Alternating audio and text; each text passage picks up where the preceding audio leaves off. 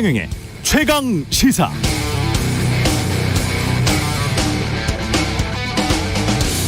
네, 김용이 돈을 받았다면 경우의 수는 두 가지입니다. 1. 개인적으로 받았다. 2. 검찰 주장대로 대선 자금으로 받았다. 1은 체포 전 검찰이 그래도 구체적 정황을 잡은 것일 수 있지만 2는 정말 진술에만 의존하고 있는 상황입니다. 현금으로 유입된 대선 자금의 흐름을 법적으로 증명하는 건 또 다른 정밀한 수사가 필요합니다. 이제부터 시작해도 증명하려면 꽤 오래 걸릴 수 있습니다. 그런데 왜 콕 집어 대선 자금이라고 하고 바로 민주당사 압수수색을 시도했을까요? 검찰은 의도가 없었다고 하겠지만 이로 인해 나타나는 정치적 결과는 큽니다. 만약 일이 증명되고, 그러니까 김용의 수수 사실이 확인되고 대선 자금 수사가 길어지면 대선 자금이라는 이 단어 자체가 곧바로 이재명 당대표와 직결되고, 그래서 앞으로 민주당에는 총선 전후까지 계속 정치자금 불법 수수 의혹, 대선 자금 불법 수수 의혹이 따라다닐 것이고, 그 과정에서 민주당은 이재명 사법 리스크를 어떻게 내부에서 정리할 것인가를 두고 자체 분란에 휩싸이게 될 가능성이 높죠. 의도했건 의도하지 않았건 검찰이 체포영장에 대선 자금이란 단어를 집어넣은 건 그래서 신의 한 수, 여권 입장에선 그렇습니다. 네, 안녕하십니까. 10월 21일 금요일 세상에 이익이 되는 방송 최경영의 최강시사 출발합니다. 저는 KBS 최경영 기자고요. 최경영의 최강시사 유튜브에 검색하시면 실시간 방송 보실 수 있습니다. 문자 참여는 짧은 문자 50원, 긴 문자 100원이 드는 샵 9730 또는 유튜브 무료 콩 어플 많은 이용 부탁드리고요. 청취율 조사 기간 최경영의 최강시사로 다양한 질문, 의견 보내주신 분들 중 추첨 통해서 커피 쿠폰 보내드리겠습니다. 많은 참여 부탁드리고요. 오늘 최강시사 여야 의원들 릴레이 인터뷰 준비되어 있고요. 카톡 먹통 사태에서 느낀 해방감, 그 속의 숨은 심리 3부에서 분석하고 변상욱 대기자도 나옵니다. 예, 많은 시청 참여 부탁드리겠습니다.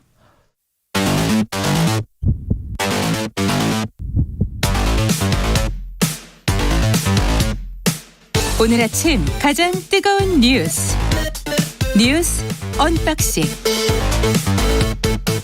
자, 뉴스 언박싱 시작합니다. 오늘은 확장판, 금요일이니까요. 뉴스 언박싱 확장판 준비되어 있습니다. 민동기 기자, 김민하 평론가 나와 있습니다. 안녕하십니까? 안녕하세요. 예, 방금 전에 김용 부원장에 대해서 민주연구원 부원장 구속영장이 청구됐다, 속보가 떴습니다. 네, 검찰이 김용 민주연구원 부원장에 대해서 오늘 구속영장을 청구했다고 밝혔습니다. 지난해 민주당 대선 후보 경선 당시 8억의 불법 대선 자금을 수수한 혐의, 정치자금법 위반 혐의를 적용한 것으로 일단 알려졌고요.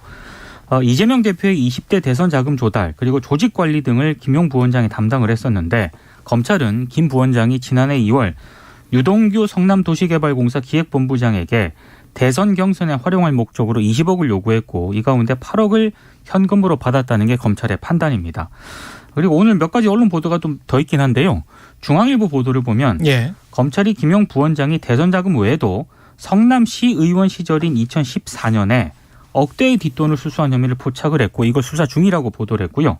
그래서 김 부원장에 대해서 뇌물 혐의를 추가할지 여부도 검토 중이다. 이게 중앙일보 보도 내용이고요. 그때는 성남시 의원 시절이니까. 그렇습니다. 그리고 동아일보 보도도 있는데, 김용 부원장이 지난해 9월경 대장동 개발 사업 특혜 의혹 관련 보도가 나오니까 대선 자금 명목으로 받은 돈 가운데 1억을 유동규 전 본부장에게 돌려줬다는 게 동아일보 보도 내용입니다.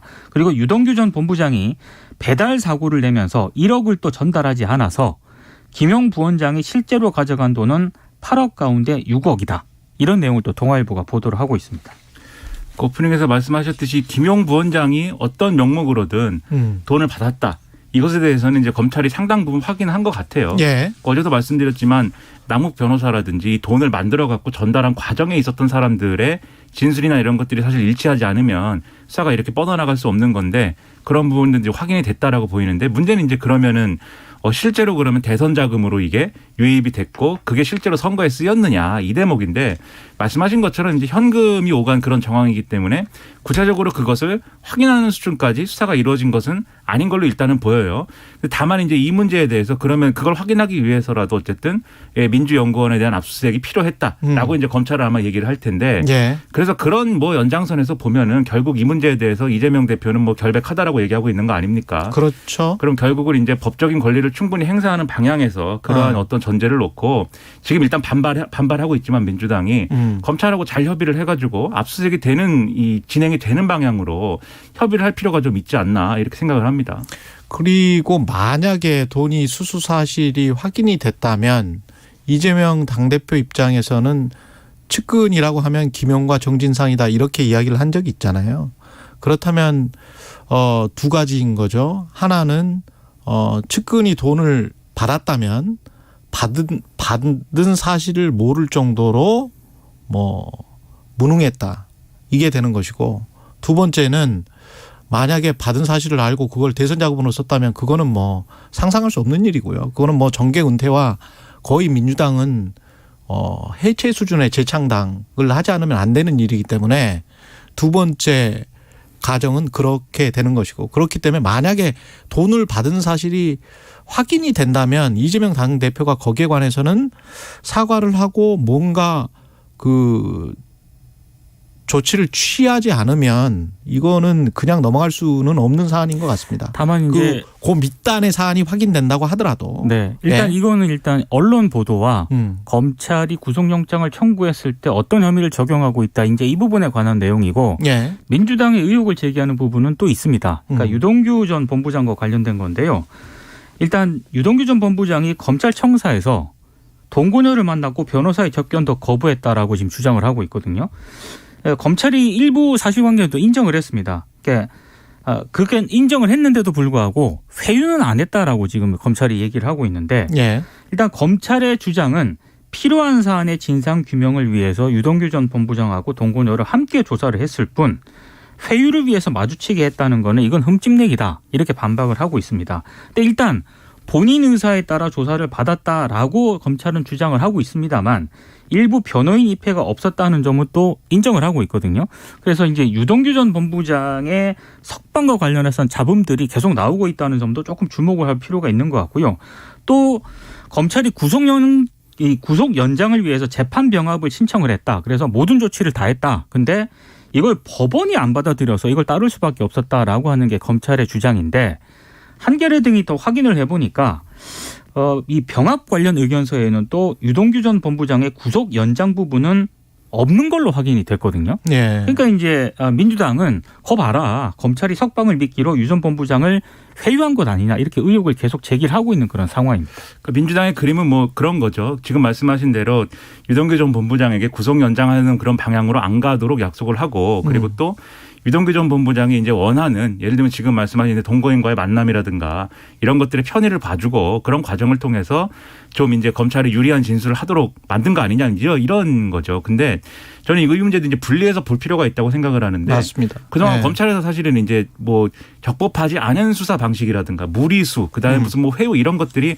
여러 가지 사례가 과거에 있었습니다. 그렇기 때문에 의심할 수 있는 대목이라고 보는데 그 결과물이 예를 들면 유동규 전 본부장 등이 그 결과로서 있지도 않은 사실을 지어내고 그래서 이제 엄한 예를 들면 자기가 뇌물수수로 결국 이제 감옥에 가게 된 상황에서 그러면 뭐 이렇게 이 혐의가 굉장히 커져서 자기가 예를 들면 감옥에서 10년씩 살아야 될 수 있는데 이게 그냥 정치자금을 전달한 게 되면은 이 형이 낮아지기 때문에 이런 거래에 응했다라든지 뭐 이런 시각을 갖고 있지만 없는 걸 만들어내서 그런 걸 피하려고 한 것인지 아니면 그런 회유라든가 뭐 여러 가지 뭐 이런 압박이라든가 그런 걸 통해서 그동안 말 안 하고 있었던 것을 그냥 자기가 가지고 가려던 것을 꺼내놓게 된 것인지 진실을 털어놓게 된 것인지 그건 지금 보는 사람에 따라서 아무렇게나 뭐 지금 골라잡는 그런 상황이지 않습니까? 국민의힘은. 근데 그건 이제 검찰 수사를 봐야겠죠. 그렇죠. 그러니까 진실이 밝혀지지 않았기 때문에 그리고 이제 또 다른 가능성들은 있죠. 분명히 뭐 유동규나 남욱이나 정민욱 입장에서는 가장 중요한 건 이제 돈이잖아요. 특히 그렇죠. 이제 유동규나 남욱 같은 경우는 그렇죠. 돈이 가장 중요하고 그 사업을 통해서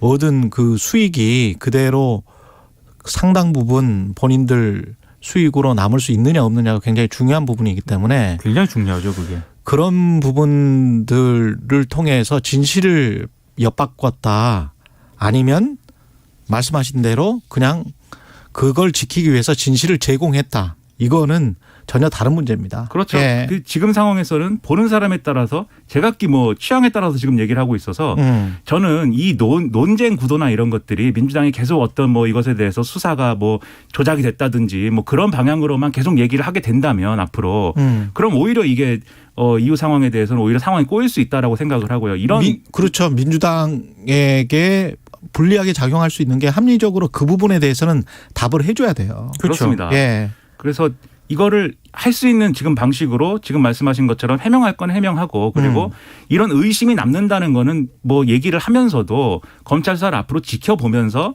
구체적인 뭔가 나올 때 다시 판단한다 이 정도로 가야 되는 것이지 이게 다 조작이고 다 뭐 이 부당하다라고 얘기해서는 제가 볼 때는 국민들이 얼마나 또 그렇죠. 공감하겠느냐 예. 의문이 커질 겁니다.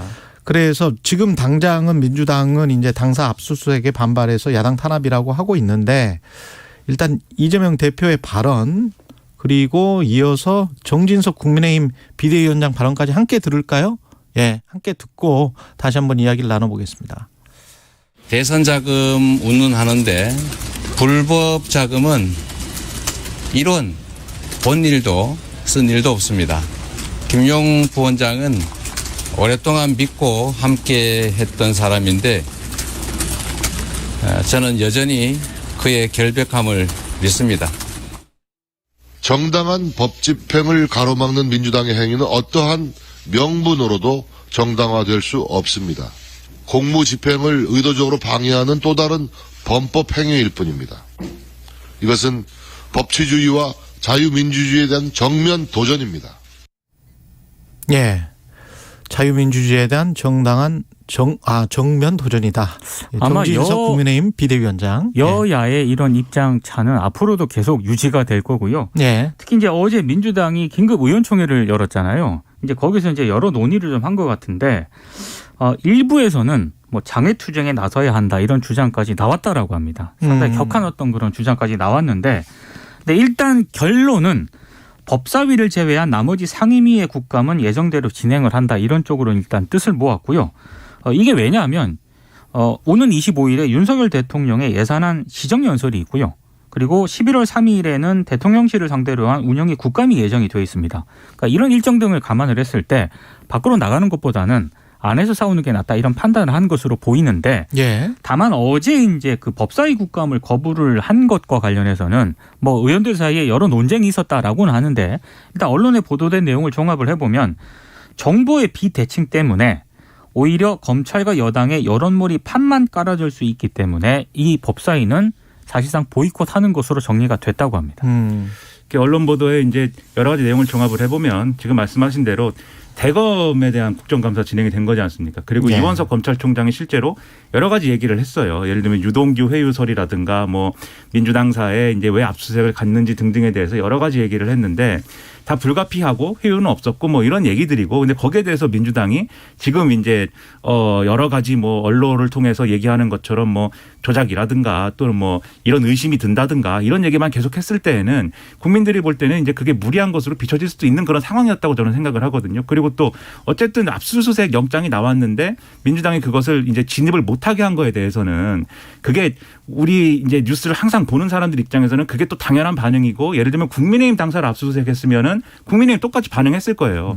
근데 그런 전제를 놓고 생각을 해봐도 국민들이 볼 때는 이거 압수수색을 못하게 하는 것까지는 좀 이 문제가 있지 않냐 이 생각할 수 있거든요. 맞아요. 그러니까 여러 가지로 정치적으로 고려를 해가지고 뭐 이 법사위는 결국 이제 법사위는 파행으로 가게 된 그런 상황으로 보이는데, 이게 이 부분은 그렇다 치더라도 앞으로 국감 자체를 뭐 거부한다든지 그리고 여러 가지 민생도 어렵고 뭐 한데 이 이재명 대표의 이른바 사법 리스크를 근거로 해가지고 국회에서 해야 될 일을 다 내팽개치는 게 또 다수의 의석을 갖고 있는 원내의 제1야당으로서는 이 선택하기가 어려운 노선이었기 때문에 다 거부하기는 지금 어렵습니다.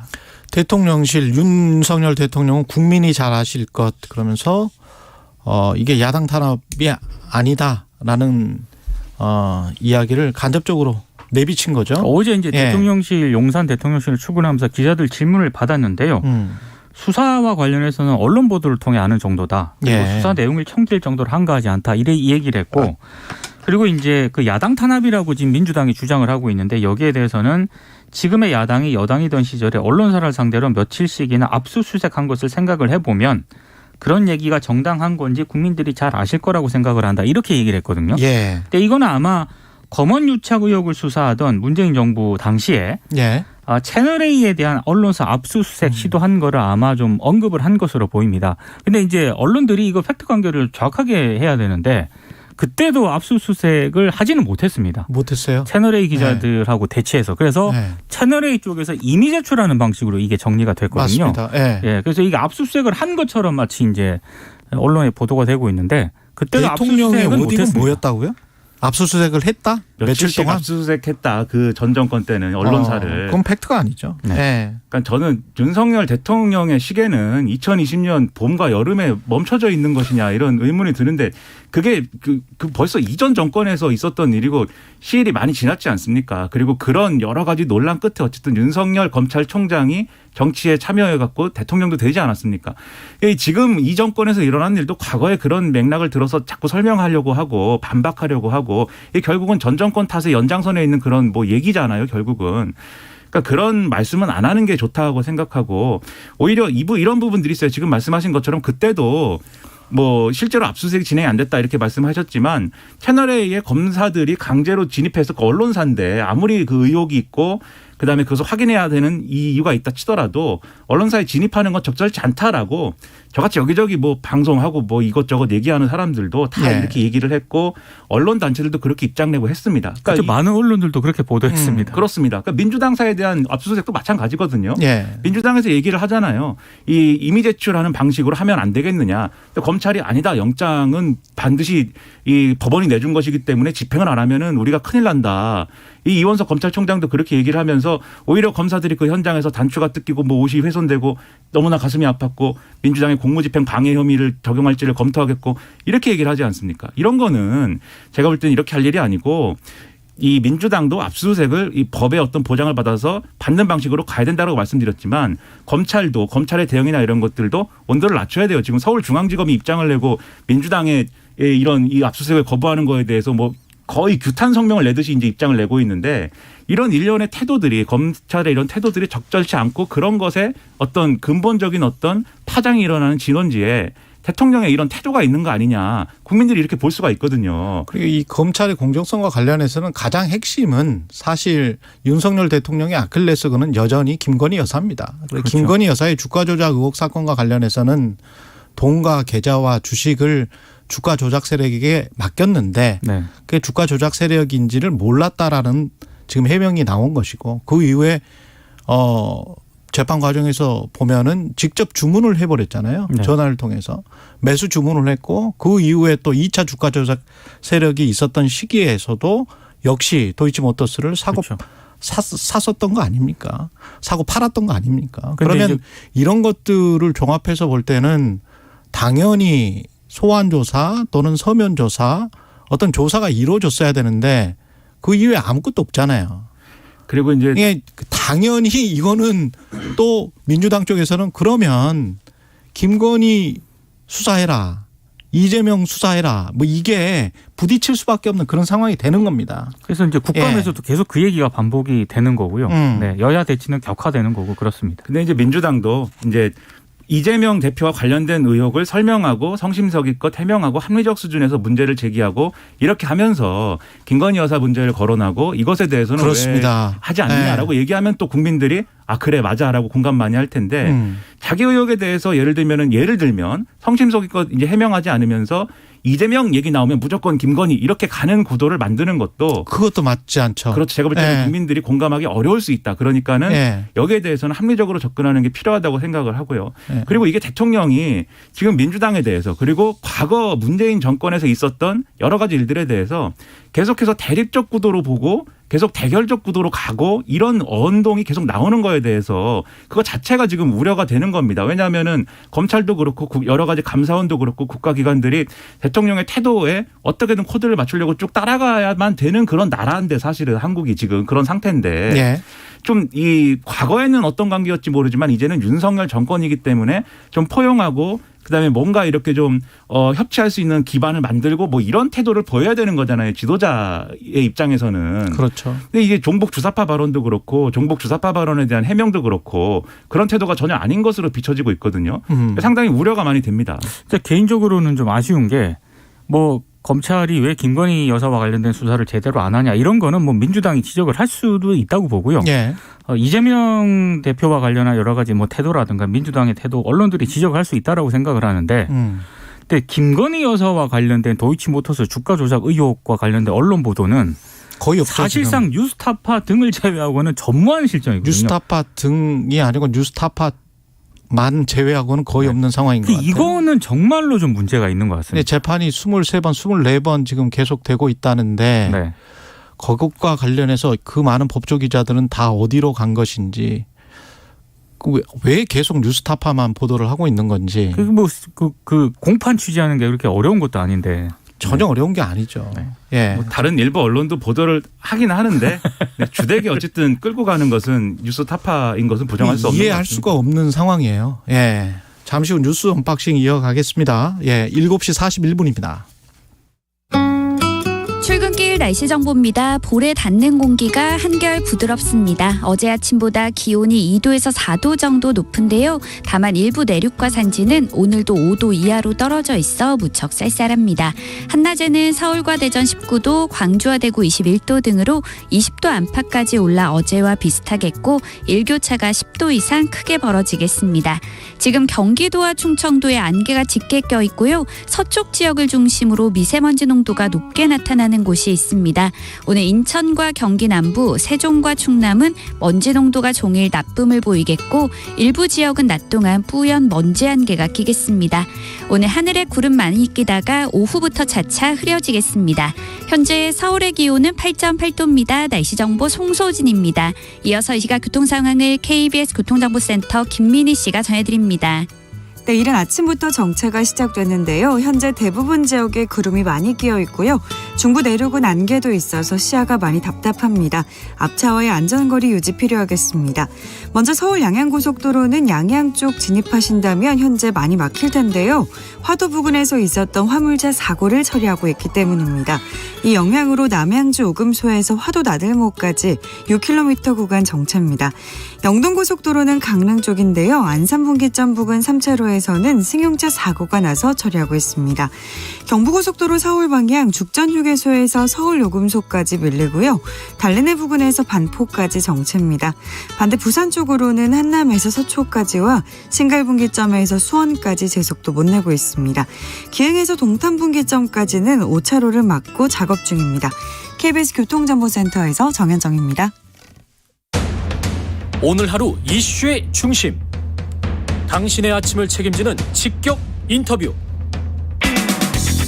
여러분은 지금 KBS 1라디오 최경영의 최강시사와 함께하고 계십니다. 네, 미인님은 확장해서 9시까지 해주세요. 이런 말씀하셨네요. 예. 7시 54분 40초 정도에 끝내야 됩니다. 예. 법사위는 민주당이 불참해서 파행으로 진행됐습니다. 네. 어제 법사위 대검 국정감사가 진행이 됐는데요. 원래는 10시에 시작이 될 예정이었거든요. 그런데 민주당 의원들이 김용 민주연구원 부원장을 체포한 데 항의하는 표시로 민주당 법사위원들이 불참 의사를 표명을 했습니다. 그러다가 오후 3시에 김도우 법사위원장이 국민의힘 그리고 시대전환 의원만 참여한 가운데 국감을 개의하려고 하니까 민주당 의원들이 국감정으로 와서 또 항의하는 그런 사태가 발생을 했는데요. 뭐 계속해서 이렇게 뭐 논쟁을 벌이다가 결국에는 김 위원장이 개의 30분 만에 감사 중진을 선언을 했습니다. 그리고 어제 오후 4시 15분쯤에 감사를 제기했는데 민주당 의원들은 빠진 채로 질의 답변이 진행이 됐고요. 어제 법사위의 국정감사에서 이원석 검찰총장이 일단 아까 김연아 평론가도 얘기를 했지만 민주당 그 민주연구원 압수수색에 대해서는 검사들이 법률에 따라 공무를 정당하게 집행을 하는데 민주당의 방해가 있어서 대단히 안타깝다 이렇게 얘기를 했고요.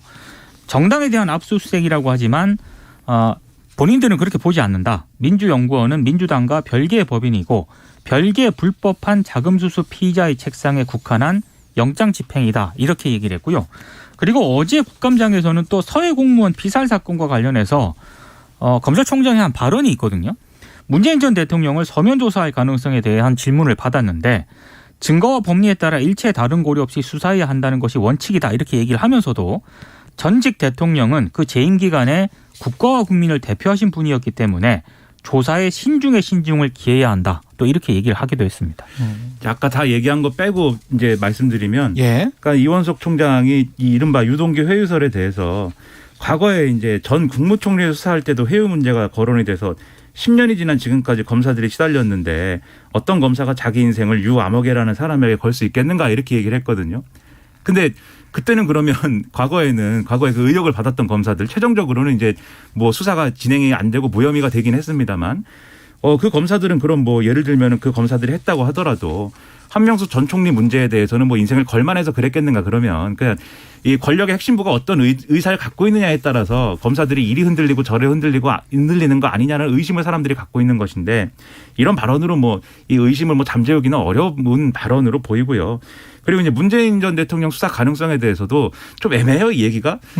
신중에 신중을 기하겠다. 그렇죠. 최대한 문재인 전 대통령에 대한 수사로 이렇게 가는 것은 자제하겠다는 의견 표명으로 보이지만. 그러니까 안 하겠다는 얘기는 아닙니다. 그렇죠. 뒤집어 네. 얘기하면 가능성은 열려 있는 것이고 그 결과로서의 어떤 우리 한국 정치라는 거는 결국 이재명 대표에 더해서 문재인 전 대통령을 겨냥한 수사 이렇게 되고 얘기가 민주당은 그러면 이게 뭐 어떤 어떤 사람 어떤 계파에 속했든 간에 다 들고 나와서 이제 부당하다고 외칠 수밖에 없는 것이고 국민의힘은 그걸 손가락질하면서 저거 봐라 정당한 수사를 가로막는 게 뭐 뭔가 찔리는 게 있어서 아니냐 뭐 이렇게 얘기할 수밖에 없는 국면이고 이게 앞으로 우리가 계속 봐야 될 그런 장면이다라는 걸 예고하는 거거든요.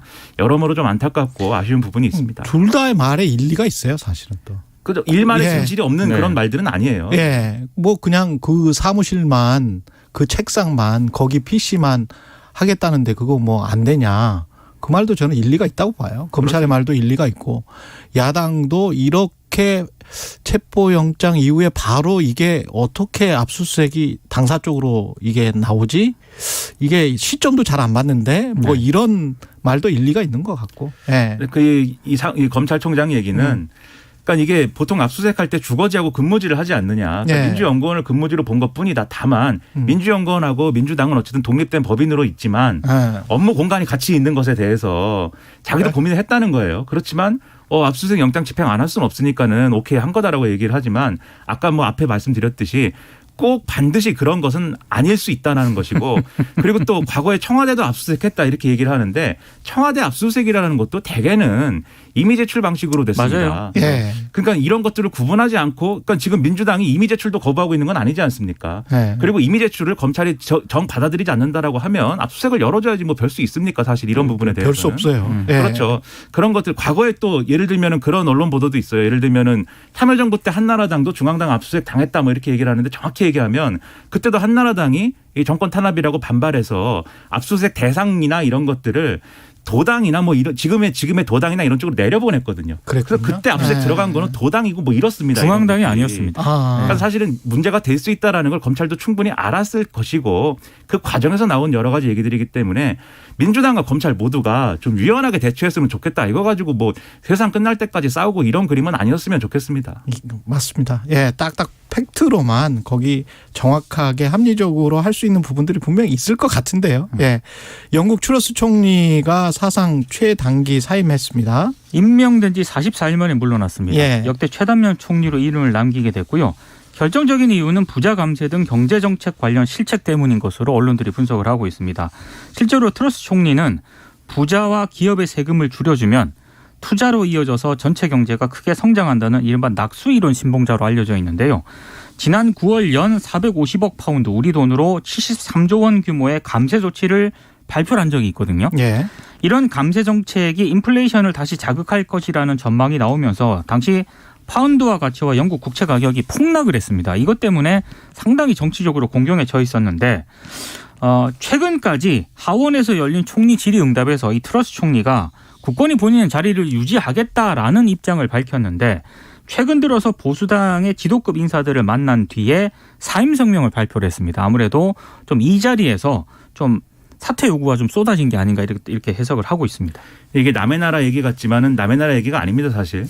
그 리즈 트러스 총리는 그럼 이걸 왜 했느냐, 이 대규모 예. 감세 정책을. 그렇죠. 왜냐하면 이걸 걸고 사실은 보수당 대표로 집권을 한 거예요. 그렇죠. 예. 선출이 되고 총리가 됐기 때문에 자기 입장에서 공약을 지킨 겁니다. 네. 그런데 그러면 보수당 지지하는 보수 유권자층, 특히 보수당 내 당원 그리고 이 충성도가 높은 그러한 지지층의 경우에는 이 감세를 굉장히 원했기 때문에 리즈 트러스 총리가 된 거거든요. 그러니까 영국 파운드화가 급락해버렸잖아요. 그렇죠. 실제로 근데 그 공약을 지켜버리니까 이 전 세계 금융시장이 흔들리는 상황으로 간 거지 않습니까? 예. 그러니까 자기 지지층에만 소구하고 그 지지층만 바라보는 어떤 정책을 그냥 추진했을 경우에 그냥 이게 공약이다라고 하면서 여러 가지 보지 않고 그냥 했을 경우에 당연히 시장에서의 반응이나 이런 것들은 그 온도가 다를 수밖에 없는 것인데 예를 들면 대규모 감세한다고 했는데 그럼 앞으로 여러 가지로 이제 이 경기가 어려울 때 그러면 재정에 이 구멍 나는 것은 어떻게 메꿀 것이냐. 결국 이거 영국은 대규모 국채 발행이나 이런 것으로 가겠구나라고 하면서 문제가 이렇게 된 거잖아요. 근데 대규모 국채 발행을 하면 굉장히 상당히 높은 금리의 대규모 국채 발행을 할 수밖에 없기 그렇죠. 때문에. 그러면 금리 폭등하는 것이고 영국의 국채 그렇죠. 금리는 폭등하는 것이고 예. 그 우려가 됐기 때문에 흔들린 것이기 때문에 이게 한국이라고 하면은 한국 지금 똑같은 공약이었잖아요. 네. 지금 내놓은 게 똑같은 정책들 아닙니까? 그렇죠. 예, 근데 부자 감세, 법인세 감세. 이제 글로벌 금융시장에서 이제 한국의 위상이 영국 같지는 않으니까는 뭐 거기야 뭐 똑같지는 않겠지만 이게 시사하는 바가 분명히 있다. 네. 그렇죠. 지지층만 보고 가는 이 지지층의 결집만 기반으로 하는 정치로는 이 끝이 좋지 않다라는 걸 보여주는 사례라는 점에서 타산지석 삼아야 된다고 봅니다. 특히 내년에 우리 경제가 상당히 심각한 수준으로 타격을 받을 것이라는 전망이 계속 나오고 있지 않습니까? 그러니까 언론과 정치의 관계도 저는 참 재밌게 본 게 트러스 총리가 은퇴하기 전이에요. 퇴임하기 전인데 사임하기 전인데 한 이틀 전인가요? 3일 전에 기자가 물어봤어요. 상당히 능력이 안 되는 거 아닙니까?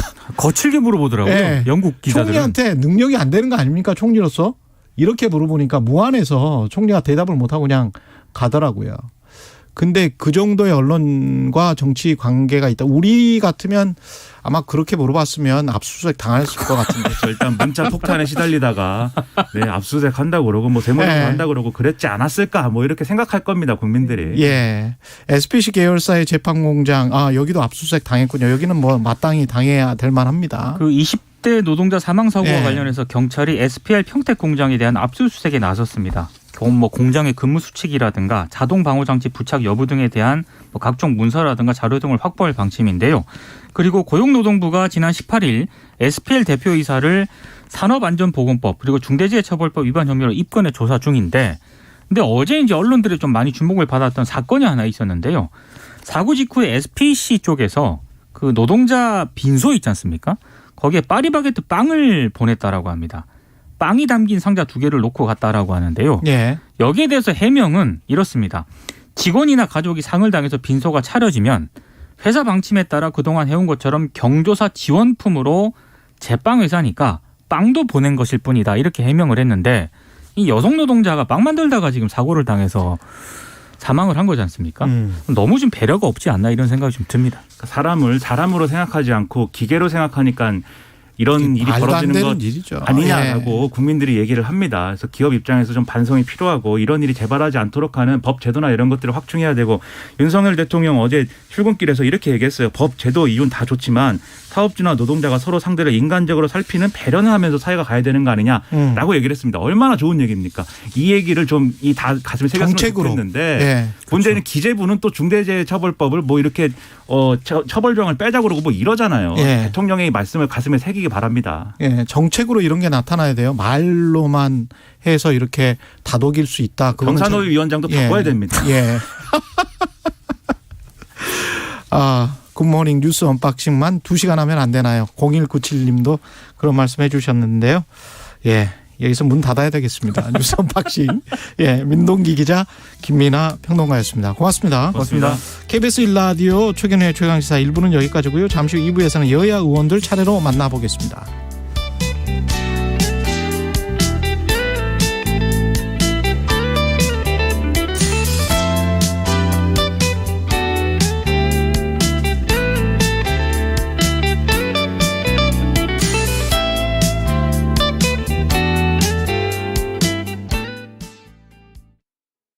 경찰입니다. 무슨 일이세요? 네, 여기 근처에 있는 모텔인데요. 짜장면 두 그릇 갖다 주세요.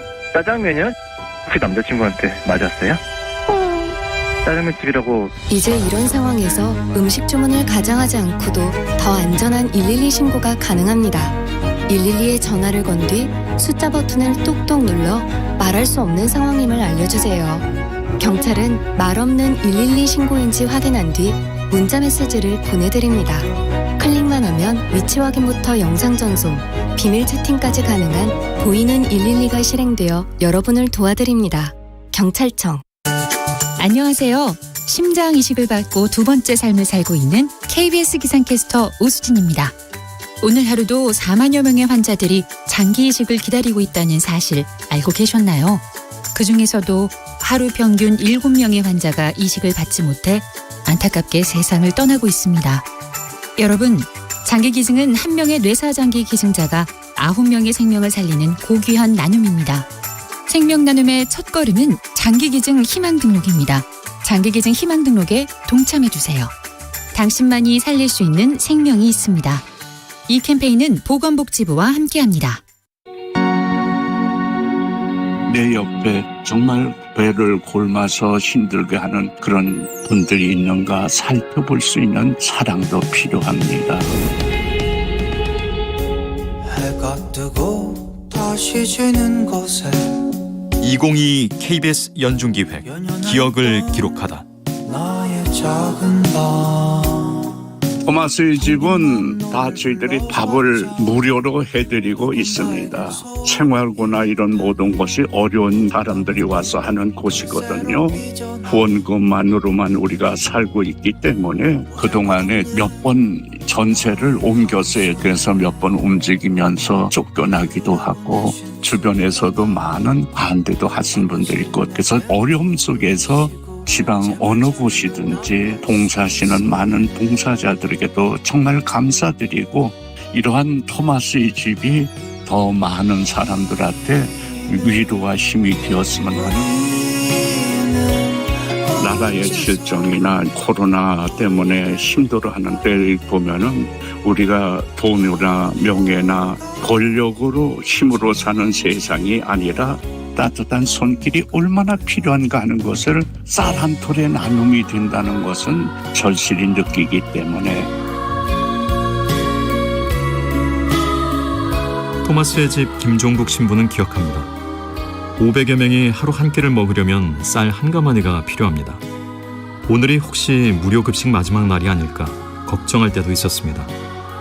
하지만 30년 동안 쌀이 떨어지지 않는 기적은 매일 일어났고 끼니를 걱정하는 사람들이 있는 한 반드시 돕는 손길도 있다는 걸 믿고 있습니다. 당신과 대한민국의 기억 KBS가 기록합니다.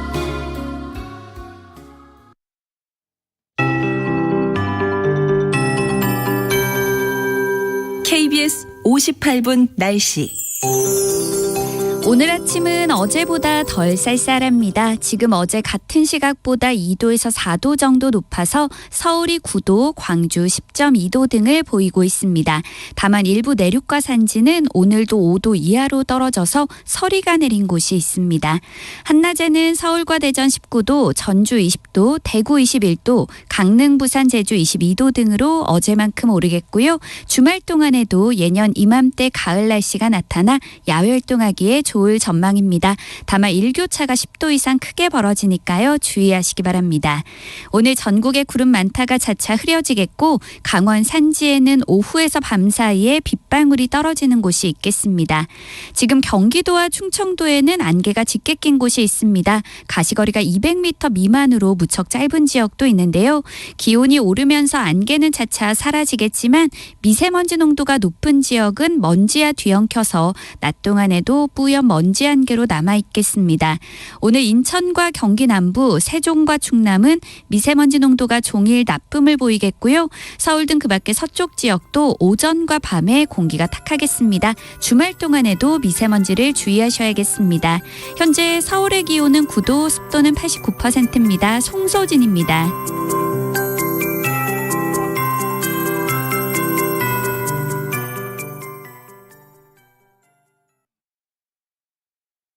정성을 다하는 국민의 방송 KBS가 8시를 알려드립니다.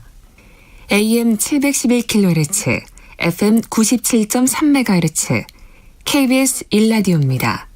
HLKA.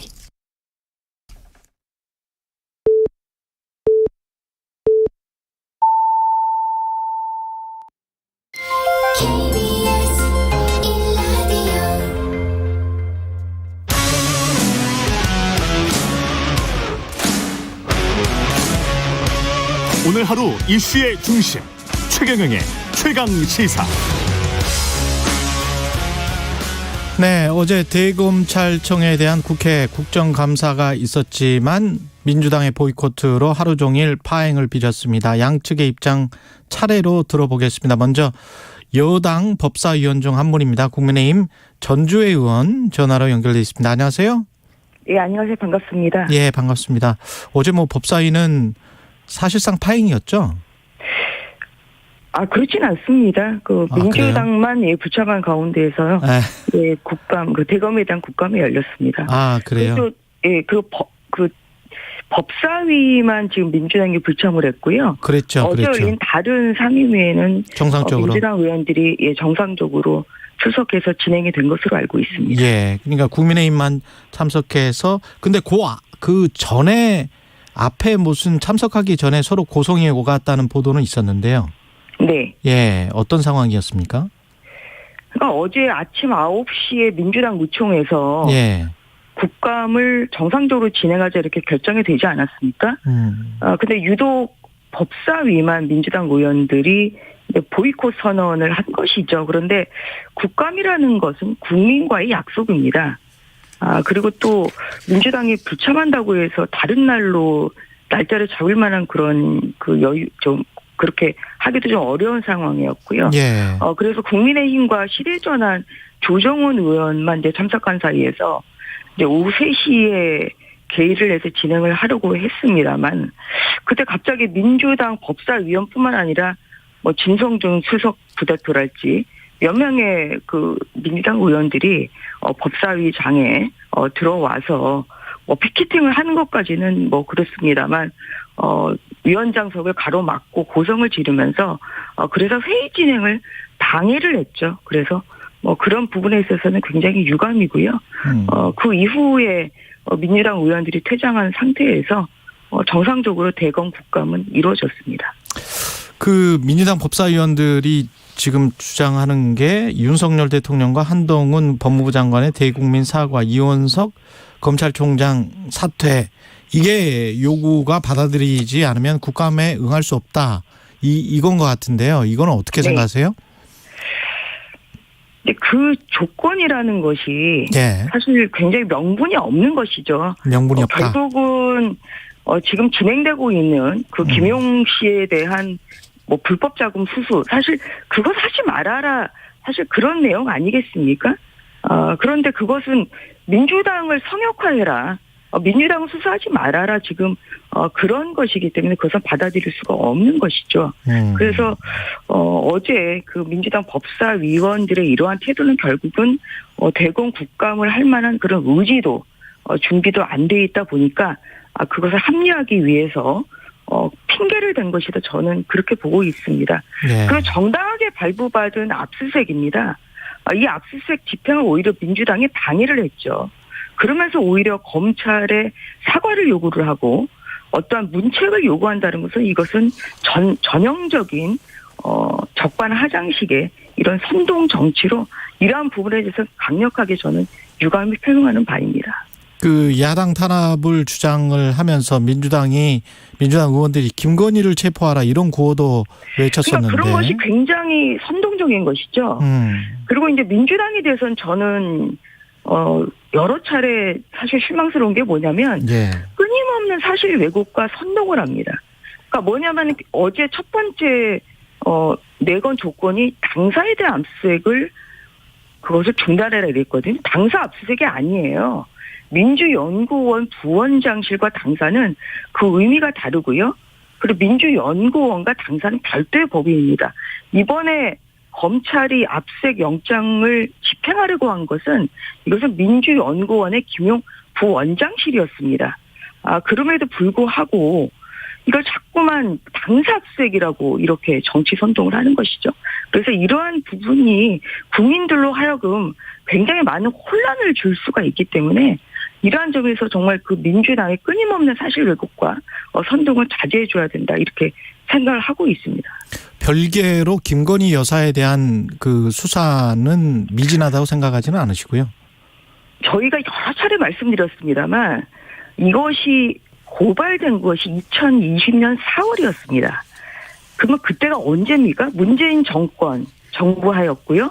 당시에 법무부 장관이 당연히 추미애 전 법무장관 그리고 박범계 법무부 장관이었습니다. 예. 그리고 그 당시에 또 중앙지검장을 비롯한 요직을 누가 차지했습니까? 이성윤 서울중앙지검장, 이정수 서울중앙지검장 다 친정부 인사들이 했죠. 예. 그러면 그때 못 밝혔는데 그것을 지금 와서 잘못된 수사라 이렇게 말을 할 수 있을까요? 전혀 그렇지 않습니다. 오히려 정당하게 수사를 했다고 하면 당연히 그때 기소를 했어야죠. 왜냐하면 왜 당시 그 유력한 대선 후보인 윤석열 후보를 민주당이 봐줄 필요가 뭐가 있을까요? 그렇기 때문에 이런 식의 이렇게 어제 국감장에서 외친 이러한 선동적인 언행도 굉장히 국민들의 판단을 흐리게 할 수 있고 정정당당하게 이것은 사 결과로 해야 되는 것이죠. 그리고 이번 국감에서도 여야를 가리지 않고 검찰에서도 공명하게 그렇게 수사를 하겠다고 얘기를 하고 있기 때문에 이 수사 결과도 조만간 나올 거로 생각합니다. 그래서 그러한 부분을 국민들이 지켜봐 주시면 좋을 것 같습니다. 그 청취자 중에 박봉희 님이 국감 진행 중에 김용 부원장 구속영장 청구하고 압수수색한 이유는 뭘까요? 이렇게 질문을 하셨는데 아마 민주당 입장에서 질문을 하신 것 같아요. 민주당 쪽에서 보는 시각은 이게 뭔가 정치적인 의도. 정치적인 것이 아니죠. 왜냐하면 수사를 국감이라는 그 이유로 그렇게 늦출 수는 없는 것이고요. 어제 이원석 총장의 답변을 들으시면 청취자분께서 거기에 대한 답변을 들으시면 좋을 것 같습니다. 뭐냐면 요새는 사실 거의 1년 365일 국회가 열립니다. 매달 열리고요. 국감도 지금 진행 중입니다만 그렇기 때문에 이렇게 해서 피한다 저렇게 해서 피한다 이렇게 해서는 절대로 수사가 진행될 수가 없다. 그리고 본인도 여러 가지를 고민한 끝에 이렇게 체포영장과 압색영장을 이제 집행을 한 것이다. 이런 얘기를 했습니다. 어제 이원석 검찰총장의 이야기 결국은 민주당에서 야당 탄압이라고 합니다만 어떤 얘기를 했냐면요. 절대 다수의 의석을 가진 야당에 대해서 어떻게 검찰이 탄압을 하고 보복을 할 수 있겠냐. 저는 이 말씀을 답변으로 가름하도록 하겠습니다. 이재명 대표의 말은 불법 자금은 이론도 본 일도 쓴 일도 없다. 정치자금 수수 의혹과 관련해서. 그리고 김용 부원장과 관련해서는 결백함을 믿는다. 이 두 가지잖아요. 네. 분리해서 보면 밑단에서 돈을 받은 것에 관해서 결백함을 믿는다. 윗단에서는 불법 자금은 이론도 본 일도 쓴 일도 없다. 이거는 정치자금 수수 의혹과 관련돼 있는 건데 이 밑단과 윗단이 지금 바로 이어지는 수사 결과입니까? 아니면 아직은 미진하다고 보세요? 수사 결과를 저희가 알 수는 없는 없죠. 것이죠. 예. 지금까지 나온 걸 보면. 그런데 이제 체포영장이라는 것이 이것이 단순히 의심만 가지고 되는 것이 아니라 그렇죠. 범죄가 있다고 할 만한 그런 상당한 이유가 인정이 돼야 이제 되는 것이거든요. 그래서 이제 그런 면에서 오늘 보도도 이제 나오고 있습니다만 유동규 씨와 남욱 씨의 진술, 이제 그 외에도 돈을 이렇게 줬을 때 장소, 액수를 적어놓은 이런 메모, 이런 걸 지금 남욱 씨 측에서 검찰에 제출했다. 이러한 보도가 나오고 있지 않습니까? 그러니까 상당한 혐의 사실을 뒷받침할 만한 상당한 관련자들의 진술 그리고 무엇보다도 객관적 증거가 있기 때문에 법원에서 체포영장과 압색영장을 발부했다. 이렇게 보는 것이 합리적인 추론인 것 같습니다. 근데 여기에 대해서 이재명 당대표가 이야기하시는 저는 그 이야기는 결국은 본인에게까지 이제 수사가 오려는 것을 좀 차단하려는 그런 의도가 크다고 생각을 합니다. 왜냐하면 김용 부원장이 누굽니까? 결국 이재명 당대표의 최측근이죠. 뭐 분신이다 뭐 이런 얘기까지 지금 나올 정도라 김용이 받은 돈은 결국은 이재명 대표가 받은 거다. 이렇게 볼 수 있는 그런 합리적 추론이 가능합니다. 그렇기 때문에 이 김용 부원장이 받은 이 8억 원 이것도 이분이 무슨 김용 부원장이 개인적인 사리사욕을 위해서 받은 돈이 아니잖아요. 예. 지금 언론에 따르면 압수수색 영장 범죄 사실은 작년 4월에서 8월 이재명 당시 대표 대선 후보의 선거 자금용으로 이제 받았다고 이렇게 기재가 돼 있다는 거예요. 그래서 이 돈의 수익은 결국은 수혜는 결국은 이재명 당시 대표가 후보가 받은 것이고 또 그렇다고 하면 당연히 김용 부원장을 받은 돈을 이재명 당시 후보가 알았냐 몰랐냐. 사실 이것이 다음에 이루어질 수사에 저는 가장 큰 부분이라고 생각합니다.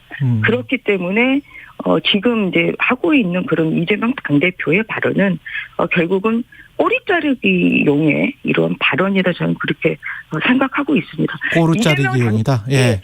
이재명 당대표가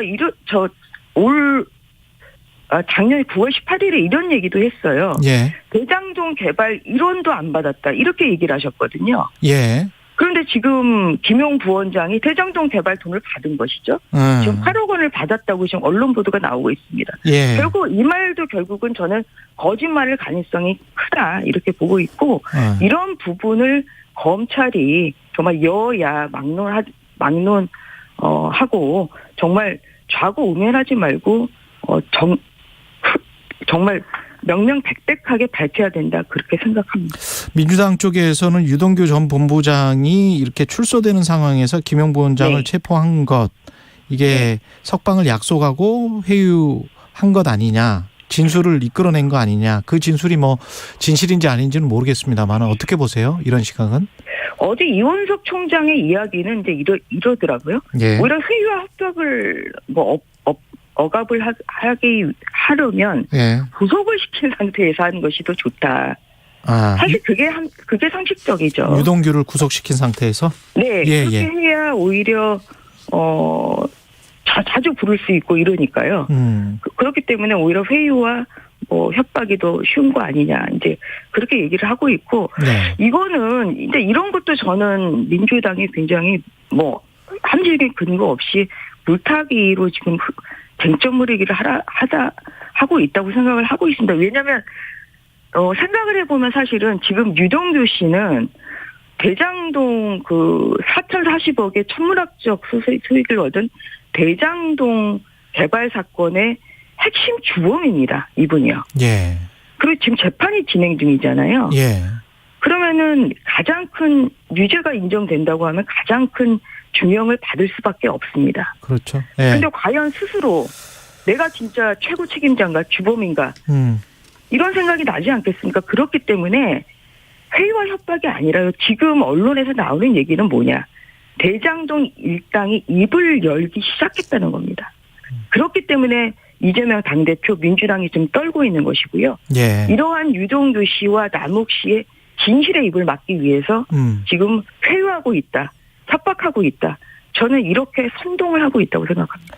그 비대위원이시기 때문에 당무와 관련해서 당 관련해서 지금 김재섭 전 국민의힘 비대위원도 그랬고 윤상현 의원도 그랬고 저희 최강시사에서 당무감사가 뜬금없다 또는 당무감사를 통해서 뭔가 영향력을 끼치려고 하는 것 같은데 전당대회 준비에만 집중해야 된다. 비대위는. 이게 이제 윤상현 의원은 그렇게 이야기를 했었거든요. 어떻게 생각을 하세요? 아직 비대위가 이제 국감 중이다 보니까 구체적으로 당무감사를 할지 말지, 또한 전당대회를 언제 할지 이런 이제 구체적인 논의를 아직 시작하지는 않은 상태입니다. 그렇기 때문에 당 내외의 여러 가지 의견을 수렴을 해서 당무감사 여부를 할지, 아니면은 이제 전당대회의 시기와 방법 이런 것을 정해야 되겠죠. 근데 현재 저희 당으로서는 가장 이제 급한 거는 68개 당협이 지금 비어 있거든요. 당협위원장이 지금 공석이기 때문에 일단 조강특위를 좀 꾸려서 이 68개 당협위원장부터 임명을 하는 뭐 이런 작업부터 하는 것이 좀 더 빠를 것 같습니다.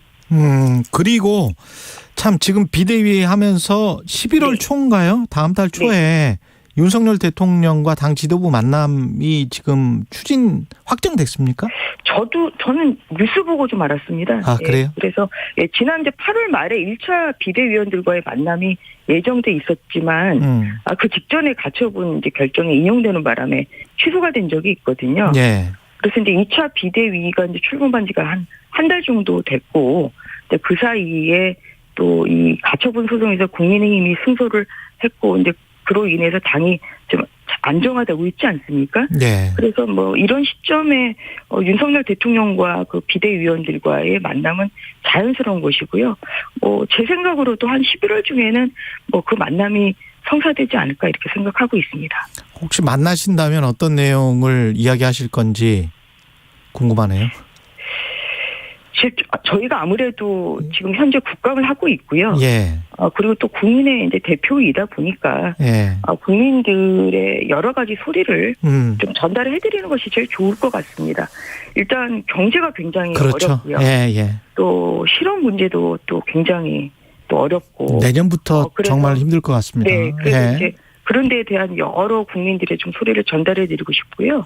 그리고 저는 그 신당역 스토킹 보복살인 이것으로 인해서 사실 많은 그런 사회적 약자들이 또 각종 범죄에 노출이 돼 있고 또 윤석열 대통령께서 후보 시절에 촘촘한 사회 안전망을 만들겠다고 또 말씀하셨기 때문에 좀 이런 부분 사회적 약자에 대한 보호 그다음에 또 이를 위한 어떤 사회 안전망을 어떻게 촘촘하게 더 만들 것인지 뭐 거기에 대한 의견도 좀 말씀드리고 싶습니다. 예.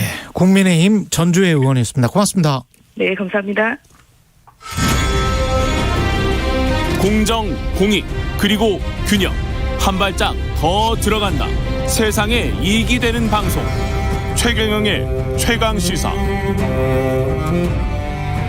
네, 앞서 국민의힘 전주혜 의원 만났고요. 더불어민주당 연결됐습니다. 서영교 최고위원 연결돼 있습니다. 안녕하세요. 예, 안녕하세요. 서영교입니다. 예, 어제 법사위 보이콧 선언했고 지금 용산 대통령실에 항의 방문을 합니까? 네. 오늘부터? 네, 그렇습니다. 저희들 항의 방문하고 문제 제기하고 그렇게 하게 될 겁니다. 예. 그 용산 대통령실로 항의 방문을 하는 이유는 용산 대통령실의 기획이다 이렇게 생각을 하시는 거예요? 국정감사 과정 속에서 감사원 사무총장과 대통령 국정기획수석과 주고받았던 문자들이 있지 않습니까? 예. 그리고 이런 그 더불어민주당 당사를 압수수색 내용이 없다는 게 만천하에 드러났고요. 압수수색을 하는 것에는 일정 정도 대통령실과 커넥션이 있을 수밖에 없다라고 하는 것은 어린아이도 아는 내용이다. 이렇게 말씀드릴 수 있을 것 같습니다. 예. 그래서 1인 릴레이 시위는 계속 진행을 하시고 그 진행을 하는 것에 있어서 만약에 이제 멈춘다면 그 대통령의 사과 뭐 지금 주장하고 계시는 법무부 장관 사과 그다음에 검찰총장 사퇴가 있을 때까지 진행을 하는 거예요? 우선 저희들의 요구사항은 압수수색 중지. 민주당에 대한 압수수색 중지. 그리고 윤 대통령과 한 장관의 사과. 그리고 검찰총장 사과. 그리고 송경호 검찰총장 사퇴. 그리고 송경호 서울지검장. 고영건 중앙지검 4차장. 강백신 중앙지검 반부패 수사 3부장. 즉각 문책 등을 요구하고 있는 것이고요. 이 문책들을 해나가고 또 저들의 그 정치적 조작 수사는 계속될 것이기 때문에 이에 대해서 계속 싸우고 그들의 잘못된 것을 낱낱이 세상에 알려나가고 그리고 오히려 김건희 그리고 또 윤석열 대통령에 대한 수사 이런 것들은 하나도 되지 않고 있기 때문에 이것에 대한 그 수사들을 촉구해 나가는 일들을 하게 될 것이다 이렇게 말씀드리겠습니다. 김건희 윤석열 대통령에 대한 수사는 뭘 의미하시는 건지 구체적으로? 김건희 여사 관련해서는 주가 조작이 만천하에 드러나지 않았습니까? 예. 재판 과정 속에서 도이치모터스 사장 변호인이 녹취록을 열어놨습니다. 그 녹취록을 공개한 곳에 이 주가 조작의 정황들이 다 드러났습니다. 그럼에도 불구하고 한 번도 소환하지 않고 한 번도 압수수색하지 않고 그러고 있는 이 상황에 대해서 대통령실이 당당하다면 그 부분 확실하게 수사해야 된다라고 저희들이 촉구할 수밖에 없고요. 그리고 특검을 추진해 나갈 수밖에 없고요. 그리고 대통령 같은 경우에도 그동안 자기 부인은 이 주가 조작과 관계가 없다, 연을 끊었다라고 이야기했는데 이 내용들이 다 허위 사실인 것이 재판 과정 속에서 밝혀졌습니다. 그렇다면 이것에 대해서는 수사는 진행되는 것이 맞다 이렇게 보고요. 이런 부분들에 대해서도 제대로 해야 기울어진 운동장이 아니고 검찰이 공정한 수사 아니겠습니까? 이런 부분을 저희들이 더 강력하게 촉구해 나가게 될 것입니다. 검찰이 김용 민주연구원 부원장에 대해서 구속영장을 청구한 건 어떻게 보십니까? 네. 이 상황이 일단 돈을 받았냐 안 받았느냐 밑단에서 그거는 중요한 사실을 확인이 돼야 될 것 같은데 민주당에서는 네. 어떻게 파악하고 계세요? 돈을 받았는지 안 받았는지 검찰도 확인했는지 제가 묻고 싶습니다. 이게 확인된 증거가 있어야 될 거 아닙니까? 예. 돈이 오고 간 증거가 있어야 될 것인데 유동규라고 하는 사람의 진술이 있는 거잖아요. 그 진술이 왜 이 시점에 와서 바뀌었는가. 그리고 검사실에서 계속 불러가고 변호인과 면담을 그리고 거부하고 그러는 과정 속에서 여러 가지 의혹들이 제기되고 있습니다. 뇌물로 얘기됐던 것들이 이렇게 정치자금처럼 변화하고 실제로 그렇게 체포하고 구속영장이 발부되려면 증거가 나와야 되는 거 아니겠습니까? 계좌를 추적했을 것이고요. 그리고 자택도 수사하고 차량도 수사하고 신체도 압수하고 그리고 또 핸드폰도 다 압수수색했을 거 아닙니까? 예. 그런 상황 속에서 증거가 나왔다라고 하는 내용이 없습니다. 지하 주차장에서 돈을 건넸다 이런 얘기는 그동안 해왔던 검찰의 수법인데요. 이런 것으로 야당까지 압수수색 들어오고 그리고 체포영장 했다라고 하는 것에 대해서 저희들은 경악을 금할 수밖에 없다 이렇게 말씀드리고요. 증거로 수사해야 되는 게 검찰 아니겠습니까? 예. 그 증거를 내놔야 될 것은 검찰의 몫이다 이렇게 말씀드리겠습니다.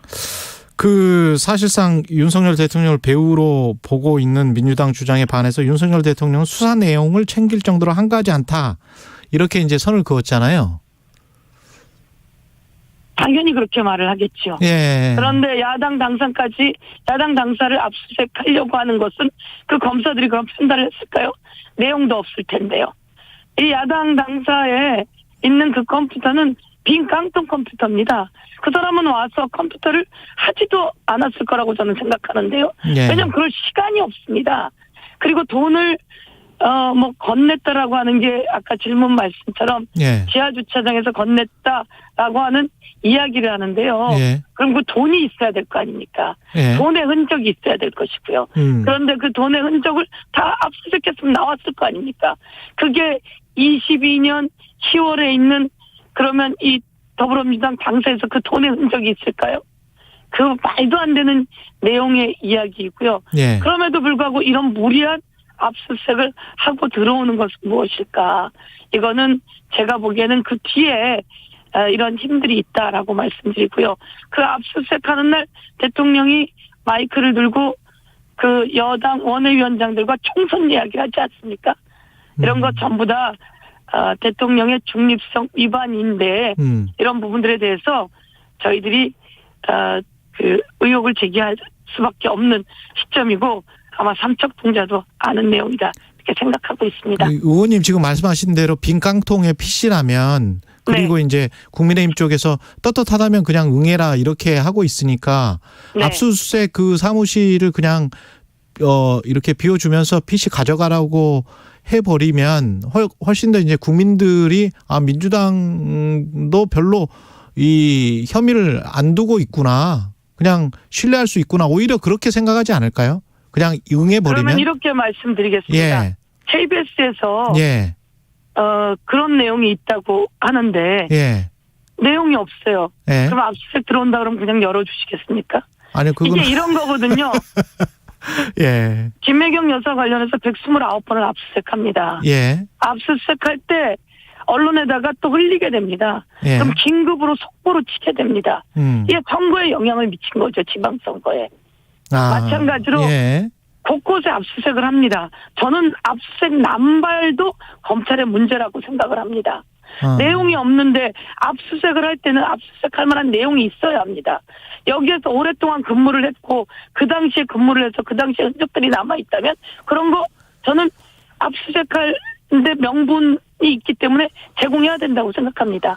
그런데 21년 4월에 지하주차장에서 돈을 건넸다라고 하는 진술밖에 없는 이 내용을 22년 10월에 임명된 지 10일도 되지 않고 거기 거의 출근을 상근으로 하는 사람이 아닙니다. 인사하러 온 3번의 회의가 다인데요. 거기서 무슨 일이 있습니까? 거기는 공용의 장소입니다. 근데 야당이 문을 열어줬다? 그러면 어디고 앞으로 모든 언론에 대해서도 마찬가지가 될 것이라고 저는 생각합니다. 그러니까 이런 일이지 않습니까? 김용 부원장에 대해서 자택을 압수수색했습니다. 예. 신체도 압수수색했습니다. 예. 차량도 압수수색했습니다. 핸드폰 계좌 다 털었을 것입니다. 이러면 여기서 증거가 나와야 되지 않겠습니까? 그런데 엉뚱한 이곳으로 온다? 만약에 그러면 국회 안에 있는 당대표실로 온다? 내용이 있어야 압수수색에 근거가 있는 거 아니겠습니까? 저는 이렇게 압수수색도 남발되는 것도 문제이고요. 그렇다면 똑같이 이렇게 묻겠습니다. 김건희 여사와 관련해서 그렇게 주가 조작의 공범들이 10여 명이 구속이 되어 있는 상황. 몇 명이 구속이 되어 있지 않습니까? 예. 어떻게 소환, 그렇게 쉽게 압수수색을 하는데 압수수색 한 번 하지 않는가? 공정하지 않지 않습니까? 저희도 압수수색이 예. 근거가 있어야 되는 겁니다. 내용이 있어야지 되는 것이고요. 예. 이런 것부터 바꾸는 게 검찰 개혁의 내용인 거죠. 그래서 정치 검사라고 얘기하는 것이고 조작 수사라고 이야기하게 되는 겁니다. 당내 분위기는 어떤가요? 서른 의원은 이런 사태를 예견하고 있었다라고 하면서 약간 좀 달리 이야기를 하잖아요. 이런 사태를 예견하고 있었다라고 말을 하면서도 이런 게 대선 자금으로 쓰였을 거라고는 절대 있을 수 없는 일이다라고 이야기를 하고요. 마찬가지로 더불어민주당과 국민의힘도 그렇고요. 대선 자금이 전부 다 공적으로 사용할 수 있게 다 만들어져 있습니다. 그런 그 쓰는 것이 투명하게 날 수밖에 없습니다. 그런데 이런 대선 자금 이야기를 하는 것도 황당한 엉뚱한 수사라고 말씀드릴 수 있을 것 같고요. 예. 그분이 예견하고 있었다 이런 것은 그분의 이야기다라고 볼 수 있을 것 같고요. 예. 제가 국회 행안위원장이었습니다. 대장동 국정감사가 있었죠. 경기도 국정감사할 때가 있었습니다. 그때도 이야기합니다. 경기도지사였던 이재명 당시 대통령 후보이면서 경기도지사였는데요. 이런 한 푼 받은 적이 없다라고 이야기를 합니다. 그래서 전 당당하게 국정감사에 임합니다. 그래서 국정감사를 했고요. 이번도 똑같고요. 그러면 유동규라고 하는 사람이 뇌물로 받았는데 왜 갑자기 이게 둔갑해서 정치 자금투로 오게 되는지, 그리고 그 수사를 계속했을 텐데 왜 증거는 아무것도 없이 당연히 다 수사하고 압수수색했으면 어디에 돈의 흔적이 있을 거 아닙니까? 알겠습니다. 그리고 김용이라는 사람이 여기까지. 2021년 4월인데 지금 와서 저희들 당사 이래서 알겠습니다. 조작 수사다라고 말씀드리는 겁니다. 민주당 서영교 최고위원이었습니다. 고맙습니다. 네, 고맙습니다.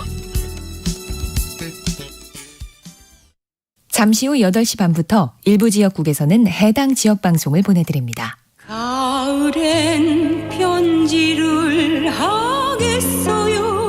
가을엔 저 홍사운에게 편지를 보내주세요. 경제와 관련된 여러분의 진실한 사연이면 무엇이든 좋습니다. 저희는 총 상금 6천만 원으로 보답하겠습니다. 자세한 내용은 오후 4시 5분 홍사운의 경제쇼에서 확인하세요. It's a 진행은 서툴지만 내용은 알찹니다. 진실의 편에서, 정의의 편에서, 약자의 편에서 뉴스를 전합니다. 주진우 라이브와 함께 더 많이, 더 오래 웃었으면 좋겠습니다. 매일 오후 5시 5분 KBS 1라디오 주진우 라이브. 지금 시각은 8시 30분입니다. KBS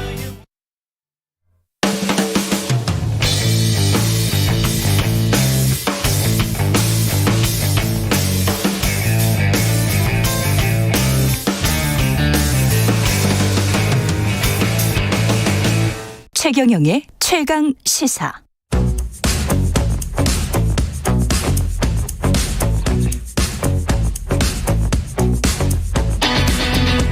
심리로 들여다보는 세상 이야기. 뉴스는 십니다. 네, 정치, 경제, 사회 등 우리 사회의 다양한 이슈를 심리학적 관점에서 풀어보는 시간입니다. 뉴스는 십니다. 김경일 아주대학교 심리학과 교수 나와 계십니다. 안녕하세요. 네, 안녕하세요. 예, 0991님 안녕하세요. 거실에 최강시사 틀어놓고 아침 준비합니다. 개인적으로 뉴스는 십니다 코너 참 좋더라고요. 422님 오늘도 최경영의 최강시사 응원합니다. 이렇게 뉴스는 십니다 좋아하시는 분들 많네요. 감사합니다. 네, 정말 감사합니다. 정말 예. 많이. 예. 네. 카톡 먹통 사태로 세상이 시끌시끌했는데 교수님은 불편하지는 않으셨어요? 당연히 불편했죠. 우리 예. 생활의 이제 가장 중요한 일부 중에 하나가 됐고요. 마침 또 제가 근데 그때 그 시간대에 조선왕조실록과 관련된 심리학 강의를 하고 있었어요.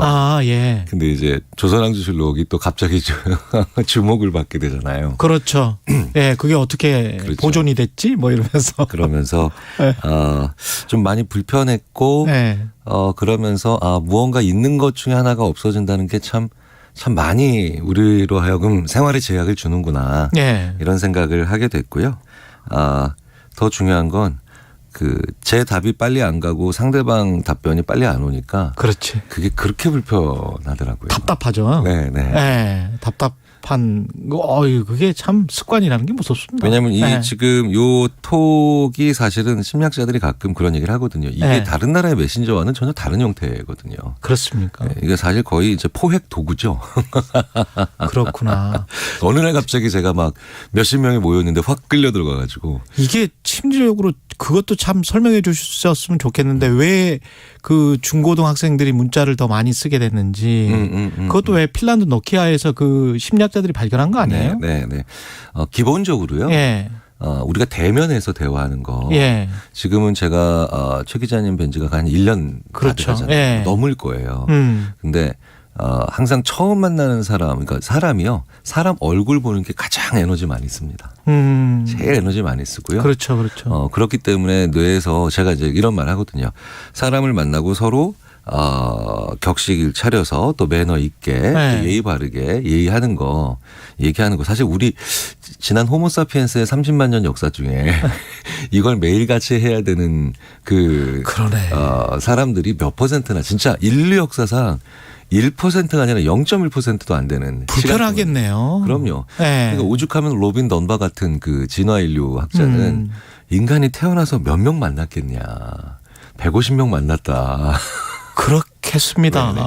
그래서 사람이 사람의 얼굴을 보고 얘기하는 게 가장 힘들거든요. 그렇습니다. 그래서 그렇습니다. 우리가 사회생활하면서 너무 많은 사람들을 보기 때문에 특히 이제 현대 한국, 그러니까 뇌가 30만 년 동안 크게 진화를 안 했는데 그렇지. 우리의 문명은 사람의 얼굴을 너무 보게 한다는 거죠. 저항을 하는군요, 뇌가. 그렇죠. 그러니까 이미 사회적으로 소진되어 있는 상태이기 때문에 특히 한국 사회는 너무나 많은 사람을 보죠. 너무나 많은 사람을 보니까 그래서 잘 생각해 보시면 사람 얼굴 안 보게 해주는 서비스들이 굉장히 유니콘 기업으로 많이 갔어요. 우리가 쓰는 배달앱도 상당 부분 사람 얼굴을 안 보고, 왜냐하면 가끔은 얼굴을 안 보는 거지만 통하는 것도 부담스러울 때가 있어요. 맞아요. 그래서 음성까지도 소거가 되는 문자가 발달을 하는 거군요. 그래서 중국 음식점 사장님과 통하는 것도 사실 다 성인이 된 이후에도 부담스러울 때가 있거든요. 그래서 우리가 대면량이나 직접 대화를 좀 줄여주는 그런 도구들이나 그런 앱들이 뭐 모빌리티 서비스도 그렇고 폭발적으로 성장했고. 그래서 심지어는 우버 같은 서비스가 현대 도시 사회에서 아주 많이 성공한 이유 중에 하나로 드라이버, 그러니까 기사님과의 대화를 많이 줄여줘요. 네. 진짜로 다 이해가 되네 이제. 그럼요. 차츰. 아니, 기사님이 네. 친절할 때 오히려 우리가 아차 싶을 때가 있어요. 그렇죠. 네. 그리고 제가 왜 기사님이 지지하는 정당을 같이 40분 동안 지지하면서 가야됩니까? 이게 근데 카톡은 한국적으로 뭔가 좀 다릅니까? 다른 문자 서비스에 비해서? 그러니까 대면량은 많지 네. 않은데, 네. 그런데 전달할 수 있는 메시지의 양은 많죠. 그렇군요. 한 사람, 내가 한 사람한테. 왜냐하면 우리 한국 사람이 보세요. 네. 우리나라죠. 우리. 그렇죠. 나라는 1인칭 단수대명사보다 우리라고 하는 1인칭 복수대명사를 쓰는 문화가 네. 거의 없거든요. 그렇죠. 네, 그런데 다 우리거든요. 그러니까 나라는 자아가 아니라 우리라고 하는 자아로 살아가는 우리 한국 사람들이 이게 이제 상충되는 거예요. 예. 메시지를 전달해야 되고 받아야 될 사람도 많고 예. 우리니까. 그런데 그걸 다 일일이 대면량으로 한다는 건 너무 힘들고. 네. 그러니까 대면량이나 직접 그 목소리를 주고받는 것은 줄여주면서 그다음에 대량성은 많이 확보해 줄 수 있는. 네. 카톡이 발달할 수밖에 없는 문화가 있었군요. 네네. 우리가. 그러니까 조금 덜 만나고 그다음에 많이 얘기 안 하는 문화에서는 이게 굉장히 기이해 보일 수도 있어요. 그렇죠. 네. 갑자기 내가 어디 납치되더라 막 이러면서 외국인 교수 한 분이 해가지고 그런데 그게 한 문화에서 만들어지는 게 기형적인 게 아니라 네. 그 문화에서는 자연스럽고 다른 문화에서는 좀 조금 정도가 심하네. 네. 좀 낯설게 보일 수도 있겠죠. 그래서 이런 톡이 잘못됐다는 게 아니라 예. 이런 톡이 자연스럽게 이런 형태로 발전돼 나간다는 과정에서는 네. 그런데 우리가 인간이 또 다른 중요한 변수가 하나 있죠. 그렇죠. 개인차. 개인차 맞습니다. 개인차가 있기 때문에. 예. 툴은 하나지만 네. 5천만의 개인차를 가지고 있죠.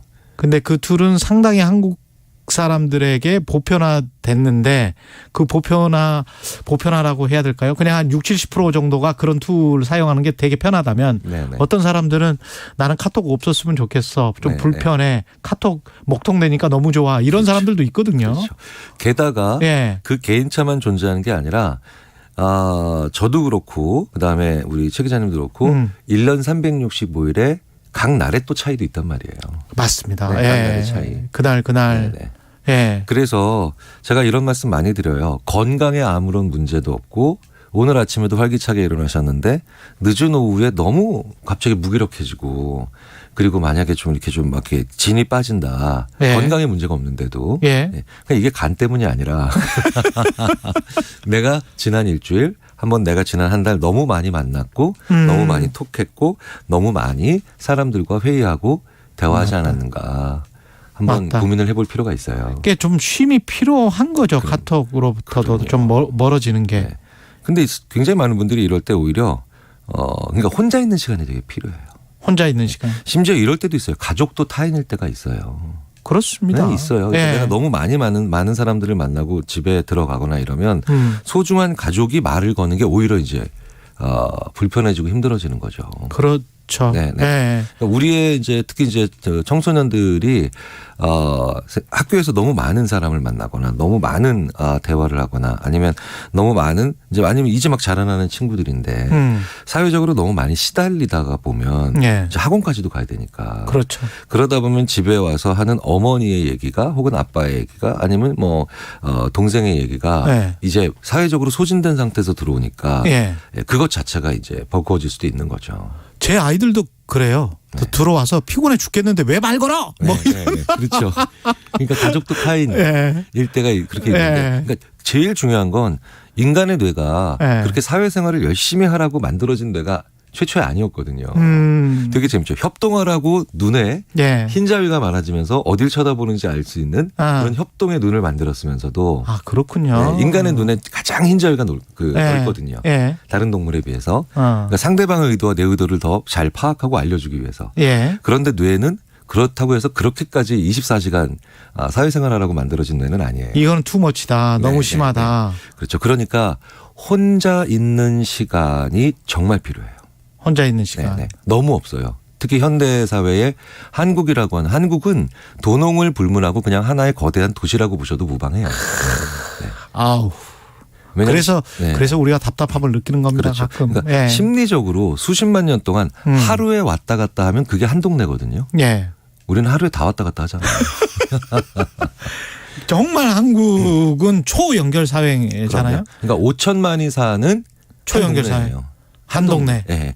행정구역상으로 한 동으로 그러니까 그냥 정말 만약에 뭐 가련동, 뭐 면목동 이러는 한 동이랑 똑같이 보셔도 돼요. 그래서 한국이 커뮤니티랄지 지역사회 공동체가 발달하지 않는 그렇죠. 정말 신기한 사회인데 이게 가끔은 좀 단절을 하고 싶거든요. 네네. 건강하게 단절할 수 있는 방법은 뭘까요? 일단 예전에 이제 이 최강시사 코너에 이제 멍 때리기 대회에서 우승을 나오셨죠. 그분 최고였어요. 네, 많은 웃음을 주셨습니다. 네. 근데 정말 좋은 게 바로 그 멍 때린다. 혼자 있는 시간 가진다. 네. 그런데 그 혼자 있는 시간을 이렇게 아무렇지도 않게 아무것도 안 하면서 혼자 있는 시간을 참 좋은데 그게 쉽지 않죠. 저는 멍을 너무 잘 때려서 와이프가 자꾸 핀잔을 줍니다. 집에서 듣고 계시면.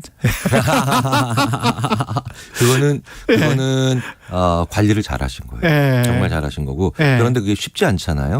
쉽지 않으면 뭐라도 해야 된다라고 했을 때 중요한 건 내 직업과 상관이 없는 분야에 대한 하지만 흥미는 가는 공부를 해보시는 것도 참 좋아요. 그러니까 뭐냐면 멍 때리거나 또는 취미나 레저 같은 것도 결국 누구를 만나야 되거든요. 그렇죠. 참 좋은 건데 취미나 레저도. 그런데 내가 평상시에 내가 잘하고 그다음에 중요하고 내 직업에서 필요한 지식과 습득을 쌓는 것도 중요하지만 제가 이제 심리학자인데 이제 동물에 대한 걸 되게 좋아하거든요. 그러니까 동물은 심리랑 사실 심리학자들이 안 하는 분야 하기도 하는 경우도 있지만 거의 안 하잖아요. 근데 이제 주로 사람에 대해서만 얘기를 하니까 사자는 어떻게 살까 뭐 이런 거. 그다음에 뭐 다람쥐는 어떻게 살까. 그러니까 이렇게 내 직업과 크게 상관이 없는 분야, 특히 내 생계와 크게 상관이 없는 분야에 대한 독서 혹은 공부를 하시면서 뇌를 식히죠. 자연스럽게 혼자 있게 되죠. 자연스럽게. 이상한 변호사 우영우가 자꾸 고래 이야기를 하는 거가 있었구나. 그래서 기본적으로 혼자 있는 게 좋고요. 근데 굉장히 많은 분들이 이렇게 사회적으로 소진됐을 때 정반대 행동을 하는 실수를 많이 하세요. 그게 바로 뭐냐? 되게 사람 많이 만나고 직장에서 회의 많이 하고 그래서 진이 빠졌는데 그날 저녁에 번개를 때리세요. 생각하지. 그러면 이제 번개를 때리셨는데 이게 번개 약속을 취소를 못한다. 내가 했으니까. 그러면 이제 응급조치라도 하셔야 돼요. 이때도 그 약속 장소 앞에 있는 공원이나 아니면 작은 카페에서 잠시라도 멍하니 있으셔야 돼요. 알겠습니다. 멍 때리기가 이렇게 좋은 것이군요. 뉴스는 쉽니다. 김경일 아주대학교 심리학과 교수였습니다. 고맙습니다. 감사합니다. 내륙 곳곳에는 미세먼지와 안개가 뒤엉켜서 시야가 답답합니다. 아침까지 경기도와 충청 지역을 중심으로 가시거리 200m 미만의 짙은 안개가 예상되고요. 낮 동안에도 연무가 끼는 곳이 있겠습니다. 앞차와의 안전거리 유지 필요하겠고요. 감속 운전하셔야겠습니다. 현재 서울 양양고속도로 양양 쪽 진입하셨다면 남양주금소에서 화도까지 7km 구간 정체고요. 경부고속도로 서울 방향은 경산 부근 진입로 1차로에서 화물차 고장난 차가 서 있습니다. 달래내 부근에서 반포까지 밀리고요. 영동고속도로 강릉 쪽으로 안산분기점 부근에서는 3차로에 승용차 사고를 처리하고 있습니다. 서안산 나들목에서 안산분기점까지 4km 구간 속도 내려갑니다. 강변북로 일산 방면으로는 월드컵대교에서 가양대교 사이 3차로에서는 승용차와 화물차가 추돌한 사고가 있었습니다. 미리 차로 변경이 필요하겠습니다. KBS 교통정보센터에서 정현정입니다.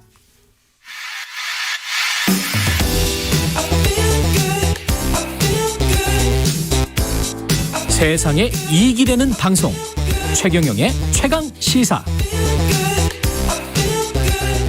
네, 피곤한 정치 공방에서 한 발 물러나서 이분의 댄디한 평론 들으면서 조금이나마 편안해질 것 같습니다. 특별한 시간 마련했습니다. 변상욱 전 CBS 대기자 나오셨습니다. 안녕하세요. 안녕하십니까. 뭐 어폐가 있을 때 댄디할 수도 없고 참 편안해질 수도 없고 지금 상황이 그냥 그게 아까 김 교수님처럼 우리도 그 코칭 하신 대로 멍 때리면서 지나가는 게 나을 것 같은데요. 멍 때리면서 이렇게 쭉 이야기를 듣겠습니다. 저는. 지금 저 검찰 민주당사 압색을 했고 각 당 입장 사실 밖에서 좀 들으셨잖아요. 예, 들었습니다. 어떠시던가요? 실제로 지금 이제 체포됐을 때 체포 영장 내용, 압수수색 영장 내용을 제대로 이제 보지를 못했습니다. 그렇죠. 변호인이 옆에 배석을 해야 되거나 뭐 있어야 되는 건데 그게 없고 체포 영장은 더더군다나 모르고 형식적인 내용만 따진다면 검찰은 물러섰는데 영장 재청구를 포기할 수는 없어요. 그러면 보나마나 거봐 안 해도 되는 걸 말이야. 괜히 가갖고 이놈들이 이런 또 비난을 받을 거 아니에요. 그럼 법원 입장에서는 검찰이 영장을 재청구하는데 또 안 내줄 수 없어요. 그럼 지난번에 왜 내줬어? 지난번에 왜 내줬어? 이렇게 되는 거죠. 자, 민주당은 법원이 발부한 영장을 계속 갖고 오는데 안 된다고 버팅기기도 힘들죠. 그러면 이제 업무 방해 얘기가 또 나올 거고 정치적 공격을 받게 되는데 결국 야당 중앙당사에 대한 압수수색 영장이 정말 유일하고 필수적인 피할 수 없는 방법이었냐라고 하는 것은 이제 검찰과 법원의 판단이긴 한데 거기에 최소한 좀 명확하게 어떤 압수수색의 범위와 내용물들이 규정이 딱 돼 있을 거라고 생각을 합니다. 그런 경우에도 거부할 수 있는 권리는 있습니다. 그게 형사소송법 100조하고 111조에 들어가 있는데 뭐냐 하면은 국가의 기밀 관련, 안보 관련이나 공무 수행상 상당히 심각한 내용이라고 할 때는 일단 거부할 수가 있습니다. 그런데 제1야당을 그 케이스로 볼 거냐라고 하는 문제는 제1야당은 그래도 국민의 대표들이 모인 그리고 어떤 지역 개인 의원 사무실이 아니고 중앙 당사라고 하는 점에서는 거기에 주분해서 처리를 해 줘야 되는 거 아닌가 해서 두 가지 방법이 있겠죠. 첫 번째는 상당히 제한적으로 몇 가지만 딱 보겠다고 하고 민주당에서 입회하는 가운데 그걸 가져가든가 보든가 아니면 두 번째는 이미 제출 형식으로 이거는 꼭 내달라라고 해서 이제 제출을 받는 형식.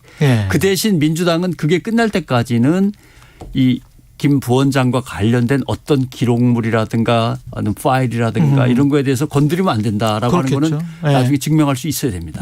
그렇게 해서 빨리 타협하고 끝나야지 국가적으로도 손실이 좀 있는 평지풍파를 겪고 있습니다. 이렇게 구체적으로 말씀을 해 주시면 참 좋은데 정치인들이 이야기를 할 때는 이제 본인들이 유리한 입장에서 그 유리한 입장으로만 수사를 한단 말이죠. 샤우팅도 하고 그다음에 이제 은유나 비유를 하는데 그 안에 사실은 상대방을 비난하는 말이나 자신의 입지를 세우는 말들이 있지 않습니까? 예를 들면 그런 거죠.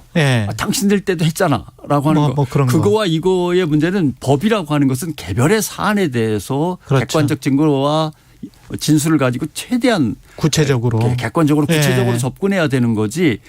1대1로 비교할 수 있는 건 아무것도 없잖아요. 아무거나 갖다 대서 비교할 수 있는 건 아니고요. 그다음에 이제 민주당에서 나온 얘기도 조금 당황스러운 게 있는데 중앙 당사를 다 뚫고 지나가야 맨 위에 이제 민주연구원이 있는데 그렇게 돼 있습니까? 구조가? 구조상으로는 민주연구원이 위에 있으니까 그럼 민주당을 거치지 말고 민주연구원에 들어가 봐라. 그러면 용납하겠다. 헬기로 하강해야 되나? 그러면은 뭐 고가사다리로 바로 들어가면 되거든요. 그럼 그걸 인정하겠다는 뜻이냐? 그런 문제가 있고 다만 공용 컴퓨터라고 한다면 이 공용 컴퓨터를 민주당에서는 그 사람은 그거 쓸 시간도 없었어. 상근이라지만 오지도 않았어요라고 하지만 말로 그렇게 대충 떼올 수 있는 문제는 아니고 들어가 봐서 로그 기록이나 아니면 IP에 연결 뭐 검색을 해봐야 하는 거죠. 그건. 그렇게 말로들 쉽게 툭툭툭 치고 할 수는 있는 건 아닙니다. 그 말과 발언과 관련해서는 바로 이전까지는 윤석열 대통령의 실언들이랄지 뭐 바이든 날리면 뭐 XX, 베이비 뭐 이런 것들. 이게 사실은 계속 도마에 올랐었던 거거든요. 그렇죠. 근데 윤석열 대통령의 그 파동과 관련돼서 이야기를 좀 하자면 막말이든 실망스러운 언어든 간에 실체는 존재하잖아요. 국민이 다 들어봤으니까. 그렇죠. 근데 기억이 안 나니까 없던 걸로 하자는 안 되는 거거든요. 예. 그다음에 말씀하신 대로 사실은 분명히 있는데 사실에 대해서 각 정파들이 내놓는 주장은 그야말로 정치적 정략적 어떤 그렇죠. 자기의 생각들이나 아니면 목적하는 바가 있는 거거든요. 문제는 그 정치 권력이 그걸 내놓는데 언론들이 보나마나 우리가 확 소리를 지르면 양쪽의 균형을 맞추기 위해서 반반 실어주든지 아니면 구체적인 내용은 빼고 대립하고 있다. 파동이 일고 있다. 찬반 양론 이런 식으로 보도할 거라는 걸 알고 그걸 악용하는 것. 그렇죠. 이런 행태는 정치권도 반성해야 되지만 언론도 철저히 반성해야 될 문제고요. 그다음에 지금 중요한 거는 대통령이 어떤 언행에 있어서 상당한 실수를 저지르고 그게 외교적인 파장이 커서 흔히 외교적 참사하면 또 정치적인 언어가 됩니다만 외교적 파장이 크다면 대통령의 언어를 어떻게 가다듬고 메시지 전달 방식을 어떻게 개선할 거냐에 대해서 비판적인 담론이 형성돼 있어야 되는데 그런 얘기는 쏙 들어가고 기성 언론 밖에서만 이제 바이든이냐 난리면이냐 이렇게만 이야기를 하고 뭐 많은 거죠. 그러다가 이제 흐지부지 돼버리면 진실은 또 뭐 기억이 안 나니까 할 말은 없고 이렇게도 들린다 저렇게 들리는 사람도 있다 그러면 법원에서는 판단할 수 없다라고 얘기를 할 거고 그러면 이제 이 사건은 이제 오리무중으로 해서 비사로 남는 거죠. 이게 대통령 발언은 상당히 이제 무게감이 있어야 되는데 도어스태핑이라는 그러니까 출입 기자들과 만나면서 이야기하는 것들 요즘은 조금 많이 줄어들었습니다만 발언들이 툭툭툭 나가는 것들이 많았었잖아요. 그 이유는 뭘까요? 일단 제일 문제는 대통령이 사실은 준비가 안 된 상태로 정치권에 들어온 것도 문제는 있고 인수위원회가 아무런 어떤 새 정부의 방향과 정책에 대해서 준비를 못한 채로 대통령을 취임시킨 문제도 있습니다. 새마을이 나왔다가 갑자기 미일 외교 참사도 벌어졌다가 그다음에 여자들도 뭐 군사훈련을 받는 게 좋지 않겠나. 뭔가 이게 새 정부가 가져갈 여권 전체의 방향이 좀 왔다 갔다 하거든요. 이럴 때는 대통령 메시지 그러니까 대통령의 메시지가 더 간결하고 중요한 것만 명확하게 밑줄 그어서 그것만 반복해야지 준비 안 된 채로 얘기를 꺼내면 안 됩니다. 대통령의 메시지는 일관성이 있어야 되고 신뢰도도 높아야 되는 데다가 뭔가 국민 통합적인 기능도 하기 때문에 특히 안보 관련해서는 그렇습니다. 그런데 이제 말하기의 기본은 문제의 핵심을 피해가지 않는 거거든요. 솔직하고 진솔하게 얘기를 해야 되는데 자세는 그래요. 도어스태핑에 나가겠다고. 회피하지 않는 자세를 보이는데 답변은 그렇지 않아요. 다른 질문. 그건 됐고 다른 질문. 기자가 물으면 그렇게 다 대답을 한다든가 아니면은 신경 쓸 시간이 없다. 지금 신경 쓸 시간 없고 기억이 안 난다. 그 다시 물으면 그거 어제 기억 안 난다고 얘기한 거 아니냐. 이렇게 되고 다 피해 나가면 대통령의 어떤 도어스태핑 같은 노출에 있어서 진정성이 없는 거죠. 신뢰도도 자꾸 떨어지고. 외교는 언론 자유를 주장하는 것 같은데 내용을 보면 특히 이제 MBC 바이든 관련해서 140개 언론사 정도가 바이든이라고 그랬죠. 보도를 했었는데 MBC에 대해서는 지금 뭐 계속 공세가 진행 중이거든요. 이거 어떻게 봐야 됩니까? MBC 민영화 얘기가 막 튀어나오고 하는데. 그러니까 이제 윤석열 대통령이 자유를 늘 얘기하시는데 그 자유는 결국 시장에서의 규제 완화와 자유, 기업의 자유, 돈을 갖고 있는 사람들의 자본의 자유를 얘기합니다. 그런데 그 돈의 자본의 자유를 신자유주의적인 철학 속에서 극대화시키다 보니까 방송국을 특히 공영방송을 돈 주고도 살 수 있는 자유까지 확 이야기가 이제 늘어난단 말이죠. 그런데 윤석열 대통령이 얘기하는 그 자유는 언론에 대해서 어떻게 다가오느냐 하면 언론을 갖고 싶은 사람이 가질 수 있는 자유. 돈 있는 사람의 자유와 그다음에 이미 언론을 가지고 있는 사람이 자기 마음대로 언론을 부릴 수 있는 자유. 확장하고 편의적으로 이용하고. 언론은 실제로 기업의 형태로는 사기업이거나 공기업인 형태가 있지만 그 직무 수행에 있어서만큼은 대단히 공적인 거거든요. 그렇습니다. 우리는 그 책임을 다하기 위해서 애쓰고 있는 거고. 그런데 언론을 가지고 싶은 사람, 언론을 가지고 있는 사람이 마음대로 하라고 그런다면 이거는 보도와 편성의 독립 자율성이 완전히 무너지는 거라 위험한 방식입니다. 그래서 이제 MBC 민영화 얘기를 갖다 여당이 막 꺼내는데 MBC를 다시 한번 제가 기억을 더듬어 보니까 자산이 얼마나 될 것 같습니까? 근데 정확하게 계산을 지금 뽑기가 좀 어려운데 그러니까 한 10년 전에 10년 전쯤에 MBC의 자산 가치는 순 자산으로 2조 원이 넘었습니다. 거기에 현금 및 기타 자산까지 치면은 시가총액으로는 10년 전에 4조 2천억이었습니다. 그럼 지금은 글쎄 한 6조, 7조 얼마가 될지 모르겠습니다만 그 정도로 가능한 건데 이걸 갖다 돈 주고 살 사람이 있느냐? 그럼 재벌밖에 없겠죠. 그렇죠. 재벌밖에 없는 거죠. YTN도 지금 이야기 나오고 있지 않습니까? 그렇죠. 예. YTN 같은 경우는 정권 바뀔 때마다 그 얘기가 나와요. 팔아버리게. 이건 아주 구체적으로 나오던데 그러니까 이야기가. 한전에게 기재부에서 경영이 왜 이렇게 형편없냐. 경영 혁신안을 내놔봐라. 그러면 한전은 낭비 요소라든가 불합리 요소, 비효율적인 요소들을 개선할 방안을 내놔야 되는데 YTN 주식 팔아버릴게요. 그렇죠. 이렇게 갖고서 재무상에 조금 그냥 손실만 좀 줄이는 정도로 끝낸다 그러면 한전도 꼼수를 부리는 거고 그걸 못 본 척하고 다시 옮겨가지고 발표하는 기재부도 이건 어떻게 보면 정치적인 목적이 깔려 있다. 이렇게 볼 수밖에 없는 거고요. 그런데 내가 임자다라고 하면서 밑밥을 던지는 게 사실은 정경련 산하의 한국경제신문, TV 이쪽이잖아요. 지금. 그쪽도 안타까운 사연이 있죠. 예. 경제 TV는 갖고 있는데 뉴스를 할 TV가 없는 거예요. 그렇죠. 예, 그러니까 일찍부터 뉴스 전문 채널이든지 종편을 하나 달라고 하는 것인데 하고 싶었던 거지 지금. 그걸 당장 할 수 있는 곳은 종편은 이미 꽉 찼고. 그렇죠. 예. 그러면 뉴스 전문 채널 중에 하나를 인수하는 게 좋은데 연합뉴스는 법으로 안 되고 있는 거니까 YTN은 일단 공기업이 지분을 갖고 있으니까 아마 이걸 생각하는 것 같아요. SBS가 사기업인데 코스닥에 상장될 때 엄청나게 주식시장이 화랑이 있었거든요. 근데 지금 이 상황은 그때 상황하고 전혀 다릅니다. 지상파 TV의 전성기가 이미 지나가지고 코스닥이든 코스피든 간에 시장 화랑을 불러일으킬 수 있는 상황은 아니거든요. 예. 한 20초밖에 안 남아서 정리를. 예. 그렇습니다. 예. 결국은 대자본이 들어가는 것에 관해서 그게 얼마나 공익적일까 그 부분은 우리가 좀 생각해 봐야 되겠습니다. 공영과 민영 중에 지금 어느 게 더 많은지 어느 게 더 잘하고 있는지를 따진 다음에 얘기가 나와야 되는데 그런 것도 없죠.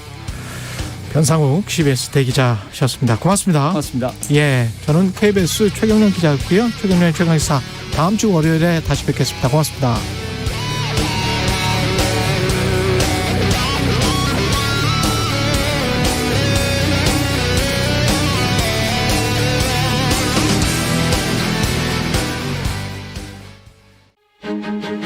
코로나19 재유행이 안정적 상황에 접어들었다는 방역당국의 평가에 따라 그동안 50인 이상 행사, 집회에서 유지되어 오던 실외 마스크 의무 착용이 완전히 해제됐는데요.